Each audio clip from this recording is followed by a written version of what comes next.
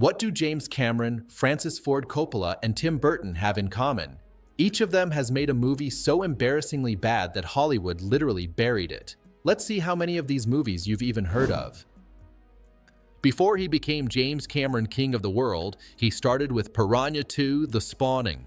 This was supposed to be a follow-up to Joe Dante's classic B movie. Instead, it turned out gorier, more serious, and nowhere near as fun.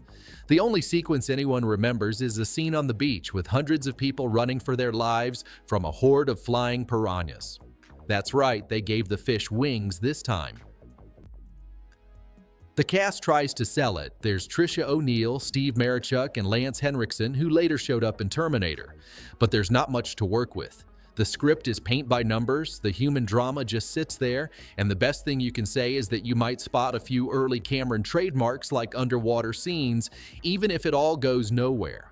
There's still a lot of debate about how much Cameron even directed thanks to a troubled production.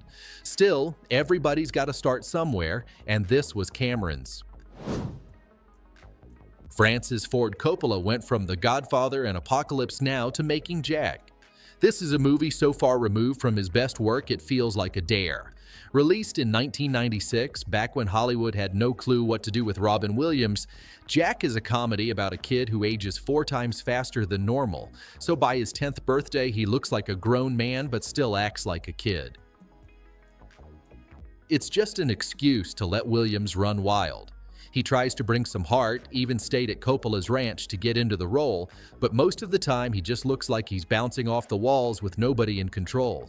You can see Williams trying to lift the material, but the whole thing is a mess. Williams deserved better, and so did Coppola. Rob Reiner had an unbeatable run for nearly a decade. Back then he made This Is Spinal Tap, Stand By Me, The Princess Bride, When Harry Met Sally, Misery, and A Few Good Men.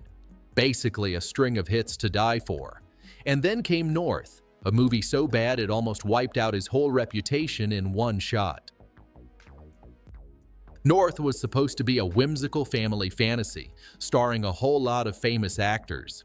There's pre-Lord of the Rings Elijah Wood, Jason Alexander, Alan Arkin, Dan Aykroyd, Kathy Bates, even Bruce Willis in a giant pink rabbit costume. But none of it lands. Critics hated it, audiences ignored it, and everything that worked in Reiner's best films is completely missing here. The movie tries for heart but ends up cloying and fake. It feels like Reiner thought he could do no wrong, and North proved otherwise. This movie basically killed his career. He never really recovered after that.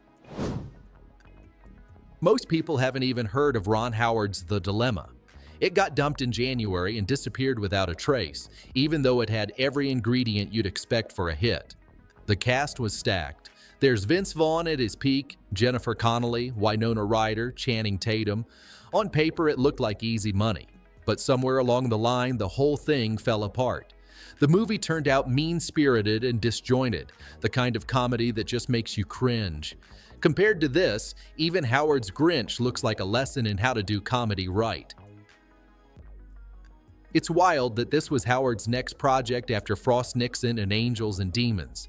Maybe he wanted something lighter after a prestige drama and a blockbuster, but this script just didn't have enough for a full movie. Vince Vaughn's character Ronnie finds out his best friend's wife is cheating and has to decide what to do. That's the plot. Basically sitcom material, stretched to feature length.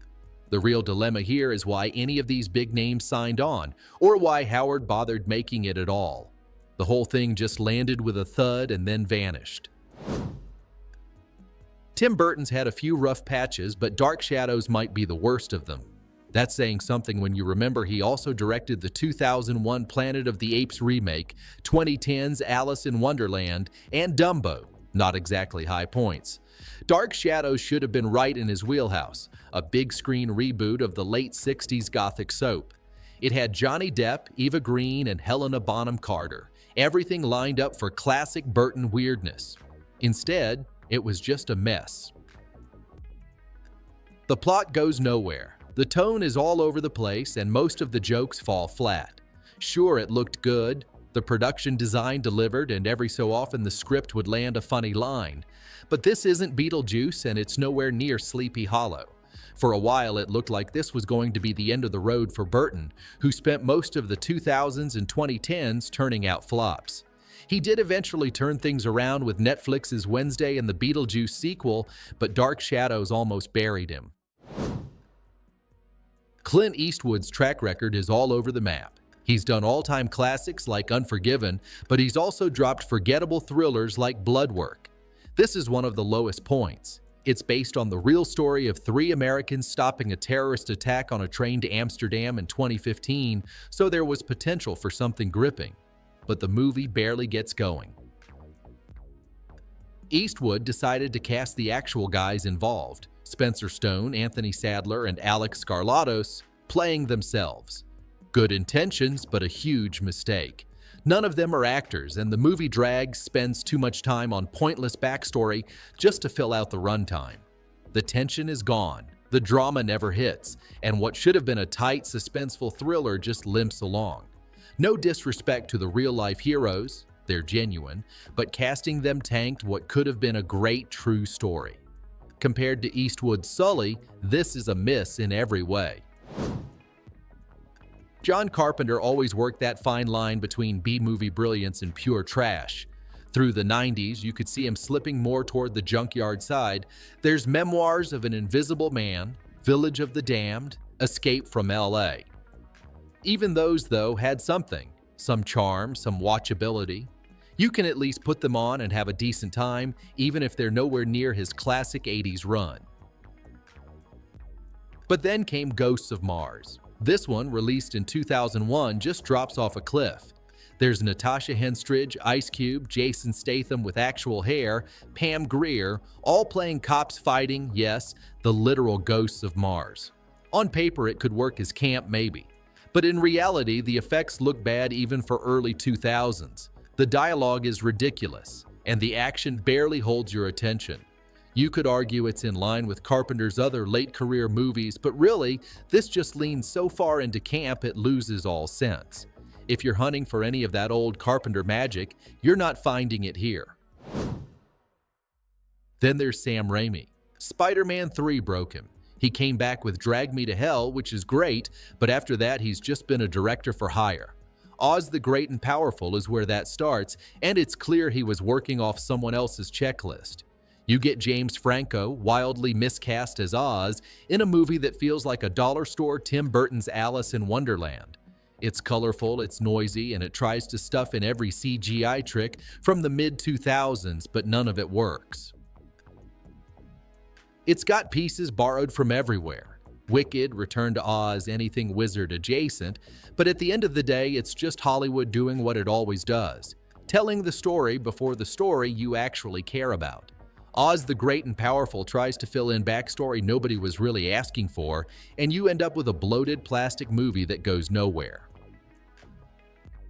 Hollywood just can't leave The Wizard of Oz alone. It's a classic, but it's a classic for a reason, and a product of its own time. Most people don't want or need another version. Maybe someday the studios will get it out of their system. Until then, Raimi deserves better. And honestly, the guy should get another shot at Spider-Man, if only to remind everyone what he can actually do. Between Signs and Lady in the Water, Shyamalan lost the plot. He went from being called the next big thing to being the director everybody loves to roast. Honestly, you could pick almost anything from his flop era, Lady in the Water, After Earth, Trap, but nothing tops The Happening. This was Shyamalan's first R-rated movie, and he made sure everyone noticed with scene after scene of graphic, almost cartoonish deaths. You get a guy trying to take his life by lying down in front of his lawnmower. There's lots of stuff that's more absurd than shocking.